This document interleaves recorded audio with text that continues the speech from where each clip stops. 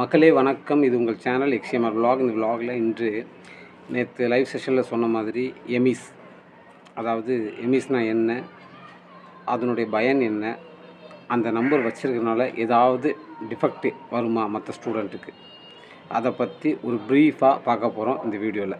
சரிங்களா மக்களே, இந்த வீடியோ கொஞ்சம் லென்த்தாக இருக்கும், அதனால் கடைசி வரைக்கும் பாருங்கள். சரிங்களா. என்னுடைய சேனலை முதல் முறையாக பார்க்குறவங்க சப்ஸ்கிரைப் பண்ணிவிட்டு பக்கத்தில் உள்ள பெல் ஐக்கானை கிளிக் பண்ணுங்கள். ஆளுங்கிற நோட்டிஃபிகேஷன் வரும், அதை கிளிக் பண்ணி வச்சுருங்க. வச்சின்னா நான் போடுற வீடியோ உங்களுக்கு நோட்டிஃபிகேஷனாக விரைவில் வந்தடையும். வாங்க வீடியோக்குள்ளே போகலாம். அதாவது தமிழ்நாடு கவர்மெண்ட்டால் குழந்தைகளின் படிப்பு சம்பந்தமாக, அவர்களுடைய நடவடிக்கை சம்பந்தமாக அனைத்தையும் இந்த எமிஸ் நம்பரில் பெற்றுக்கொள்ளலாம். சரிங்களா. நீங்கள் ஒரு ஸ்கூலில் சேர்கிறதுக்கு எப்படி டிசி அவசியமோ, அந்த டிசி இருக்கிற இடத்துல இந்த எமிஸ் நம்பர் இருந்தால் போதும். உங்களுடைய குழந்தை எந்த ஸ்கூலில் எங்கே பயின்றது, இப்போ என்ன படிச்சுக்கிட்டு இருக்கு, படிக்குதா படிக்கலையா, இந்த சர்டன் பீரியடில் என்ன பண்ணுச்சு, அந்த டீட்டெயிலை ஃபுல்லாக அதில் வந்துடும். சரிங்களா. அதுதான் எமிஸ் நம்பர். இதுக்கு ஃபுல் ஃபார்ம் என்ன சொல்லுவாங்கன்னா, எஜுகேஷன் மேனேஜ்மெண்ட் இன்ஃபர்மேஷன் சிஸ்டம். சரிங்களா. இதை இந்த எமிஸ் சிஸ்டத்தை தமிழ்நாட்டில் மட்டும் நடத்திக்கிட்டு இருக்காங்க. இந்த எமிஸுங்கிறது மற்ற ஸ்டேட்டில் பென் அப்படின்னு சொன்னாங்க, அதாவது பர்மனண்ட் எஜுகேஷன் நம்பர் அப்படின்னு கொடுத்துருக்காங்க. சரிங்களா. இந்த எமிஸ் நம்பருங்கிறது அது ஒரு 8 டிஜிட் நம்பர். சரிங்களா. இதில் என்னென்னா, உங்கள் குழந்தை கரண்ட்டாக என்ன பண்ணிக்கிட்டு இருக்கு, படிச்சுக்கிட்டு இருக்கா. சரிங்களா. படிச்சுக்கிட்டு இருக்கு, இப்போ அடுத்த ப்ரொமோட் ஆகி வேறு ஸ்கூலுக்கு போயிடுச்சா, அதோட டீட்டெயில். இதை 12ஆம் வகுப்பு வரைக்கும் இந்த எமிஸ் அந்த நம்பரை வச்சு தமிழ்நாடு ஸ்டேட் போர்டு கவர்மெண்ட்டு இதைத்தான் மெயின்டைன் பண்ணிக்கிட்டு இருக்காங்க. அதாவது தமிழ்நாட்டில் உள்ள கவர்மெண்ட் ஸ்கூல் அப்புறம் ப்ரைவேட் ஸ்கூல் இவங்க இதைத்தான், இந்த நம்பரை வச்சு தான் அந்த குழந்தையுடைய டீட்டெயிலை எடுத்துக்கிறாங்க. சரிங்களா. இதில் பாதுகாப்பாக இருக்கும். சரிங்களா.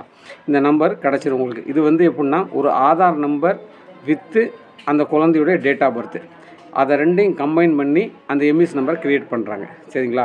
இது இம்பார்ட்டண்ட்டான ஒரு விஷயம். இன்றைக்கி எப்படின்னா, கவர்மெண்ட்டில் ஒரு குழந்தைக்கு ஒரு பேரை சொல்லி நம்ம ஐடென்டிஃபை பண்ணுற மாதிரி இந்த நம்பரை வச்சு அந்த குழந்தை என்ன பண்ணுது, எங்கே இருக்குது, என்ன பண்ணிக்கிட்டு இருக்கு, படிக்குதா படிக்கலையா, எல்லா டீட்டெயிலையும் இந்த எமிஸ் நம்பரில் கிடச்சிடும்.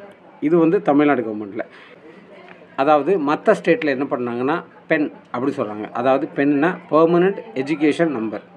இந்த எஜுகேஷன் நம்பரை வச்சு நீங்கள் தமிழ்நாட்டில் நம்ம எப்படி எம்இஸ் யூஸ் பண்ணுறோமோ அது மாதிரி மற்ற ஸ்டேட்டில் பெண்ணுங்கிற ஒரு ரிஜிஸ்ட்ரேஷன் நம்பரை கிடைக்கிது. சரிங்களா. அதான் அவங்களுடைய குழந்தையுடைய ஒரு யூனிக் ஐடி.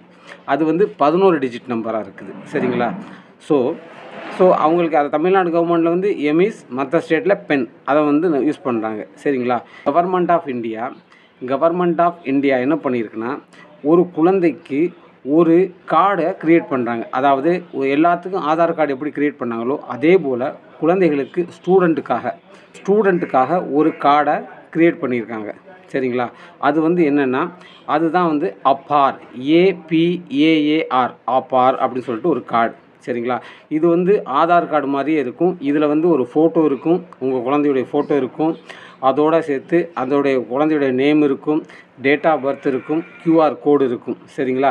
அதோட அட்ரஸும் இருக்கும். அதாவது அப்பாருக்கு ஃபுல் ஃபார்ம் என்னென்னா, automated permanent academic account registry.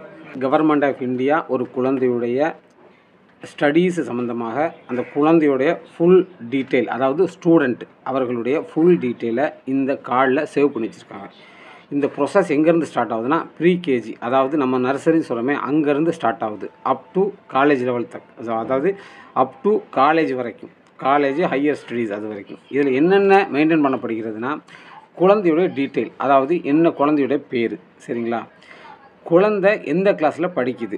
சரிங்களா. அந்த டீட்டெயில், அதோட குழந்தை எங்கே ப்ரொமோட் ஆகிருக்கா இல்லையா, அடுத்து எந்த இன்ஸ்டியூட்டில் படிக்குது, குழந்தை என்ன ரேங்க் எடுக்குது, அதனுடைய பெர்ஃபார்மன்ஸ் என்ன, அதே மாதிரி ஹையர் ஸ்டடீஸில் போயிட்டால் ஹையர் ஸ்டடீஸ் எங்கே பண்ணுறாப்புல, எந்த யூனிவர்சிட்டியில் பண்ணியிருக்காப்புல, அந்த யூனிவர்சிட்டியில் ஸ்காலர்ஷிப் வாங்கினாங்களா இல்லையா, இல்லை அந்த யூனிவர்சிட்டியில் இல்லை காலேஜில் இல்லை ஸ்கூலில் அவங்க ஸ்காலர்ஷிப் வாங்கினாங்களா இல்லையா, மற்றபடி ஏதாவது அவார்டு ஏதாவது வாங்கினாங்களா இல்லையா, இந்த எல்லா டீட்டெயிலும் இந்த அப்பாருங்கிற இந்த கார்டுக்குள்ளே வந்துடும்.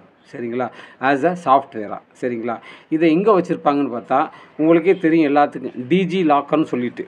சரிங்களா, ஒரு மொபைல் ஆப். சரிங்களா, அது மூலம் இந்த அப்பாரை க்ரியேட் பண்ணிக்கலாம். இந்த ப்ரொசஸை இன்றைக்கி வந்து என்ன பண்ணியிருக்காங்கன்னா வேறு மாநிலத்தில் கார்டை ஸ்டார்ட் பண்ணிட்டாங்க. இது வந்து ஸ்கூல் டீச்சர்ஸு அவங்கவுங்க குழந்தைகளை அந்தந்த கிளாஸில் உள்ள டீச்சர்ஸு அந்த குழந்தைகளுக்கு அந்த கார்டை ரெஜிஸ்டர் பண்ணுறாங்க, வந்து ரெஜிஸ்டர் பண்ணி கொடுக்குறாங்க. இந்த கார்டை ரெஜிஸ்டர் பண்ணுறதுக்கு முன்னாடி இந்த கார்டை க்ரியேட் பண்ணுறதுக்கு ஃபஸ்ட்டு பேரண்ட்ஸ் வந்து ஒரு டிக்ளரேஷன் கொடுக்கணும். அவர்கள் கொடுத்தா தான் அந்த ஸ்கூலில் அந்த குழந்தைக்கு அந்த அப்பான்னு சொல்கிற ஒரு கார்டை க்ரியேட் பண்ண முடியும். சரிங்களா, அப்புறம் இது வந்து சேஃப் லாக்கரில் இருக்கும். அதாவது யாரும் அன்னோன் ஆள் யாரையும் இதை ஓப்பன் பண்ணி பார்க்க முடியாது. சரிங்களா, யாருக்கு அந்த கன்சல்ட் ஐடி தெரியுதோ அவங்க மட்டும் தான் பண்ண முடியும். மேக்ஸிமம் என்னென்னா ஸ்கூல் தான் அதை ஓப்பன் பண்ணும் மேக்ஸிமம். அதாவது ஃபிசிக்கலாக நீங்கள் செக் பண்ணணும்னு நினச்சிங்கன்னா அந்த நம்பரு உங்களுக்கு கொடுத்துருவாங்க. ஏதாவது ஒரு ஸ்கூல்லேருந்து மற்ற ஸ்கூலுக்கு ட்ரான்ஸ்ஃபர் ஆகி போனீங்கன்னா உங்கள் டிசியோட மேலேயே அங்கே எழுதிடுவாங்க நம்பர். சரிங்களா, அந்த நம்பரை எழுதிடுவாங்க. சரிங்களா, இதுதான் மக்களே இந்த எமிஸ். தமிழ்நாட்டில் வந்து எமிஸுங்கிற நம்பரை யூஸ் பண்ணுறாங்க. சரிங்களா, குழந்தைகளுடைய ஸ்டடி சம்மந்தமாக. சரிங்களா, இதே வந்து மற்ற மாநிலத்தில் பெண்ணுங்கிற நம்பரை யூஸ் பண்ணுறாங்க.